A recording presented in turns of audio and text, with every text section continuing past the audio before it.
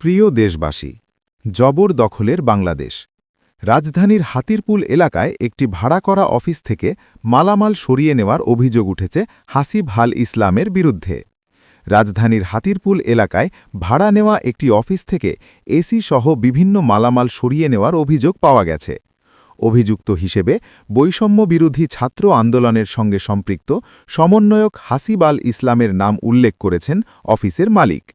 অভিযোগে বলা হয়, টানা প্রায় ৫ মাসের ভাড়া বকেয়া রেখে গত শুক্রবার ১৩ মার্চ অফিসে এসে কিছু ব্যক্তিকে সঙ্গে নিয়ে সেখানে থাকা এসি সহ বিভিন্ন সামগ্রী সরিয়ে নেওয়া হয়।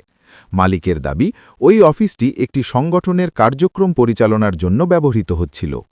স্থানীয় সূত্রে জানা যায়, ঘটনাটি জানাজানি হওয়ার পর এলাকায় এ নিয়ে আলোচনা শুরু হয়। বিষয়টি সামাজিক যোগাযোগ মাধ্যমেও বিভিন্নভাবে আলোচিত হচ্ছে। তবে অভিযুক্ত ব্যক্তির পক্ষ থেকে এ বিষয়ে কোনো আনুষ্ঠানিক বক্তব্য পাওয়া যায়নি। একই সঙ্গে এ ঘটনায় এখনও পর্যন্ত কোনো মামলা দায়ের হয়েছে কিনা সে সম্পর্কেও নিশ্চিত তথ্য পাওয়া যায়নি। উল্লেখ্য, অভিযোগের বিষয়টি যাচাই সাপেক্ষ এবং সংশ্লিষ্ট সকল পক্ষের বক্তব্য পাওয়া গেলে তা পরবর্তীতে হালনাগাদ করা হবে। ভিডিওটা শেয়ার দিয়ে সবার মাঝে ছড়িয়ে দিন। পেজটাকে ফলো দিয়ে রাখুন নতুন নতুন আপডেট পেতে। সত্যের জয় হবে ইনশাআল্লাহ।